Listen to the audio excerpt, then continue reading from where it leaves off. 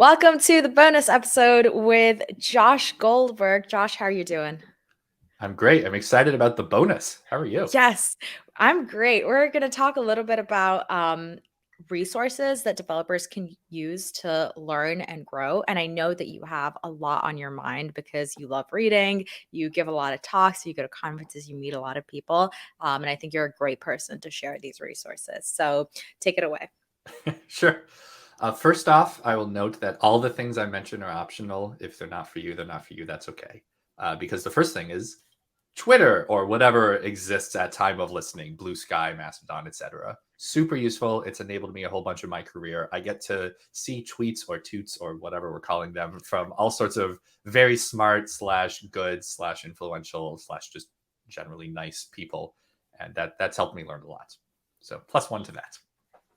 I 100% agree with that. I think Twitter or any social media platform where you're able to have conversations and discussions, even if it's not publicly. Like, I'm really bad at having public conversations with people and being like, hey, at person, tell me about XYZ. But I love DMing people. So I'm always just being like, hey, I saw something in your bio. I saw something in your LinkedIn experience. Do you want to have a coffee chat? Do you want to talk about this asynchronously? And it's a wonderful place to just connect with people that you might never have met or gotten a chance to cross paths with otherwise. Love it. Yeah, plus one. Second thing would be conferences. That's how we met. They're also a beautiful fount of knowledge and fun. Um, just thinking of the last few conferences I've been to or will be going to. I'm going to CityJS Athens in Greece in a week or so. I was Very just jealous of at you for that. oh, and oh, I'm so excited. Yeah. I was at React Miami earlier this year. Oh, loved it. Like there are conferences in all sorts of great places, especially if you become a conference speaker slash go into DevRel. Like you can get your company or conferences to pay for you to go there, which is really nice. I'm going to Uh, Miami next week too. I'm really excited. yes, Yes. love Miami. Oh, so nice. Yeah. So in addition to it being generally fun, like conferences that I've been to, all try very hard to make it a positive, good experience. You're concentrating people who want to talk about code or whatever the conference is about, technical, non-technical, etc. topics together with experts. It's great. Would recommend. 100%. Yeah. If you don't want to go to a full-on conference or you don't have the time, budget, etc., meetups are great too. And I strongly recommend them even if you're going to conferences. It's not like it's a pick and choose. I'm one of the organizers of Philly JS. We try very hard to make it a fun, good, inclusive environment. Meetups are a little bit more intimate than conferences. You start to see the same people regularly, make closer connections, and they also have a lot of good content in them. That's how I Yeah. honestly got started with events before moving into conferences.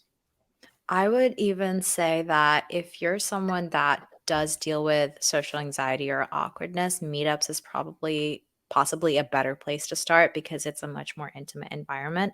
And it's a little bit more structured where you have like one main, like sometimes you'll have like a talk or something or a panel interview to focus on. And then there's a lot of like networking time. But because there's Yeah, fewer people there, it's just a great place for you to make closer friends and find it easier to talk to people. definitely. Yeah. Both meetups and conferences I have seen in the past offer a buddy system or some kind of we will help you if it's your first time and or you just feel awkward. I really like it when places do that. And if you're going to, let's say, a conference that doesn't offer a like lead follow buddy system, feel free to ask. Yeah. Most of the time they'll be able to provide you with someone, or you'll just be able to find one if you keep asking around, and it can help. That's really awesome. Like, I didn't think about that, but if I was organizing an event and someone reached out and asked about it, I would 100% implement it like immediately. So yeah, if it's not there, definitely ask. Yeah. RailsConf does a particularly good job of this, I've been told. One of my mentees is like in the photo that they have on the blog Scholar Guides. I should say former mentees. She's now awesome and doing her own thing. So yeah, definitely recommend looking into their program if you're curious. Yeah.